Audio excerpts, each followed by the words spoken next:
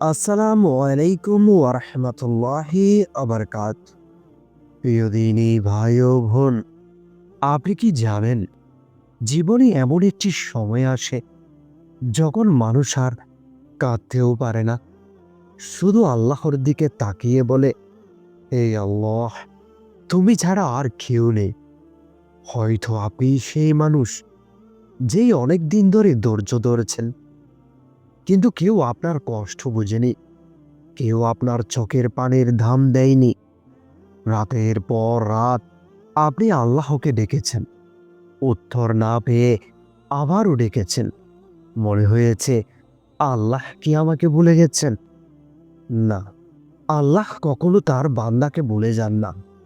বরং তিনি বলেন, নিশ্চয়ই কষ্টের পর স্বস্তি আছে। তো আজকের এই ভিডিওটি শুধু তাদেরই জন্য, যারা এখনো ধৈর্য ধরে আছেন, কিন্তু ভেতরে ভেতরে ভেঙে যাচ্ছেন। কারণ ধৈর্যের সময় এখন শেষের পথে, আর সুখবর আসার আগে কিছু আলামত দেখা দিতে শুরু করে। হঠাৎ মনটা শান্ত হয়ে যাওয়া, খেয়াল করে দেখবেন সমস্যা এখনো আছে, কিন্তু আগের মতো স্থির লাগে না। আগে যেটি ভাবলে বুক ভারী হয়ে যেত, এখন সেটির কথা ভেবে শুধু আল্লাহর উপর ভরসা আসে। এটি খুবই বড় আলামত, কারণ আল্লাহ যখন সাহায্য কাছে আনেন, তখন আগে মনের ভার হালকা করেন।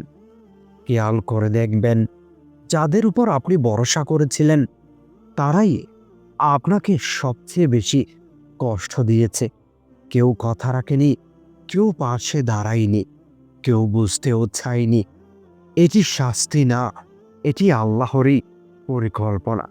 কারণ আল্লাহ চান আপনার শেষ ভরসাটা শুধু তার উপরই থাকুক। আর যেদিন বান্দা মানুষ ছেড়ে আল্লাহকে ধরে, সেদিন থেকেই সাহায্য নেমে আসার পথ খুলে যায়। একটি সময় ছিল আপনি অনেক প্রশ্ন করতেন, আমার সাথেই কেন? আমি কি অপরাধ করেছি? এখন আর প্রশ্ন আসে না, শুধু মনে হয় আল্লাহ জানেন। এই নীরবতা হার মানা না, এটি এমন এক পর্যায়ে যেখানে বান্দা বুঝে যায় সব উত্তর এই দুনিয়াতে নেই। আর যেদিন বান্দা প্রশ্ন ছেড়ে ভরসা ধরে, সেদিন থেকেই তাকদির ঘুরতে শুরু করে। দ্বিতীয় আলামত, দোয়ার প্রতি মন টানতে শুরু করা। আগে দোয়া করতেন অভ্যাস হিসেবে, এখন দোয়া করতে ইচ্ছে করে, চোখের পানি চলে আসে, নিজের অজান্তেই বলে ফেলেন, এই আল্লাহ, তুমিই জানো। এটি সাধারণ কিছু না, এটি আল্লাহর পক্ষ থেকে বান্দাকে কাছে টেনে নেওয়ার লক্ষণ। আগে একা থাকলে মন ভারী হতো, এখন একা থাকলেও অস্থির লাগে না। মানুষের ভিড়ে নয়, বরং নীরবতাই আল্লাহকে বেশি কাছে পাওয়া যায়। এটি ডিপ্রেশন না, এটি রুহের প্রস্তুতি। বড় সুখের আগে আল্লাহ বান্দাকে ভেতর থেকে শক্ত করেন। একটি সময় ছিল আপনি অনেক প্রশ্ন করতেন, আমার সাথেই কেন? আমি কি অপরাধ করেছি? এখন শুধু মনে হয় আল্লাহ জানেন। এই নীরবতা হার মানা না, এটি এমন এক পর্যায় যেখানে বান্দা বুঝে যায় সব উত্তর। আর যেদিন বান্দা প্রশ্ন ছেড়ে ভরসা ধরে, সেদিন থেকেই তাকদীর ঘুরতে শুরু করে। তৃতীয় আলামত, হারাম থেকে দূরে সরে যাওয়া। আগে যেই সব জিনিস ছাড়তে পারতেন না, হঠাৎ করেই সেগুলো ভালো লাগে না। কিছু মানুষ, কিছু অভ্যাস নিজের থেকেই জীবন থেকে সরে যাচ্ছে। কারণ আল্লাহ যখন বড় নিয়ামত দিতে চান, তখন আগে বান্দাকে পরিষ্কার করেন। আপনি নিজেও টের পাচ্ছেন আপনি আর আগের মতো নেই। আগের রাগ নেই, আগে অভিযোগ নেই, আগের হাহাকার নেই।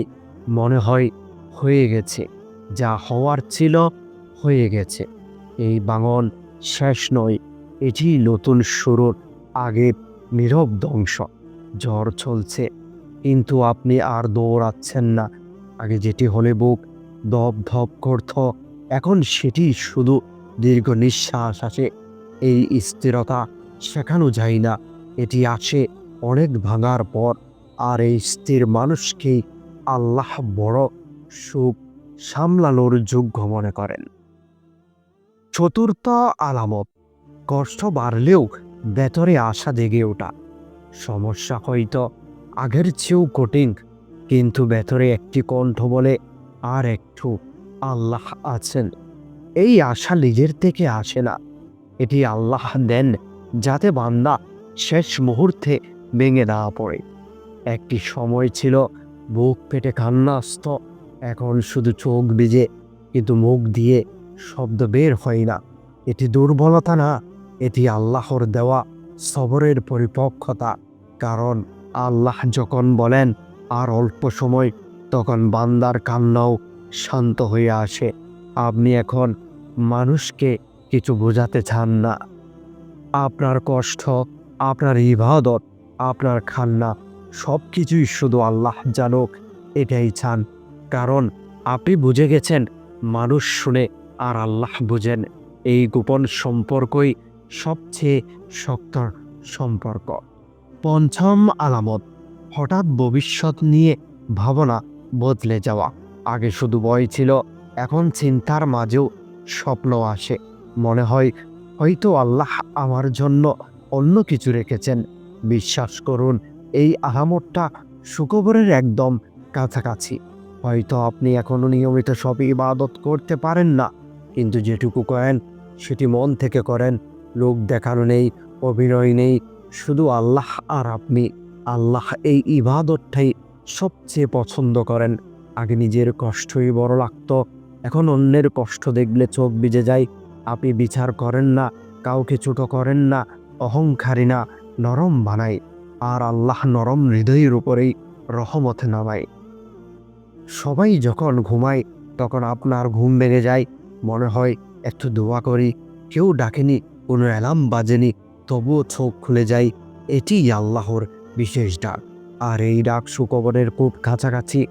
সমস্যা এখনও আছে, কিন্তু আপনি বলতে শিখেছেন আলহামদুলিল্লাহ। এই একটি শব্দ আল্লাহর কাছে সবচেয়ে শক্তিশালী ছাবি। কারণ কৃতজ্ঞতা মানে আপনি রেজাল্টের আগেই আল্লাহর উপর ভরসা করেছেন। আল্লাহ দেরি করেন কিন্তু ভুল করেন না। তিনি আপনার চোখের পানি দেখেছেন, রাতের দোয়া শুনেছেন, ভাঙা হৃদয়ের শব্দ চিনেছেন। তাই ভেঙে পড়বেন না।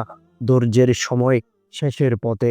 আল্লাহ কাউকে বছরের পর বছর কষ্ট দিয়ে শেষে কালে হাতে ফেরান না। আপনি ভেঙেছেন কারণ আপনি শক্ত কিছু পাওয়ার যোগ্য। আপনি কেঁদেছেন কারণ আপনার হাসি সাধারণ হবে না। আর যদি আছে এই আলামতগুলোর কয়েকটি আপনার জীবনে মিলতে থাকে, তাহলে মনে রাখবেন ধৈর্যের সময় শেষের পথে সুখবর আসছে।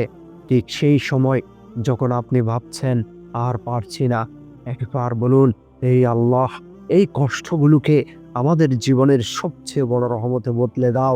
আমিন। এই আল্লাহ, যারা এই ভিডিওটি শুনছে তাদের কষ্টকে রহমতে বদলে দেওয়া, ধৈর্যে বদলে এমন পুরস্কার দাও যা কল্পনাও করতে পারেনি। আমিন।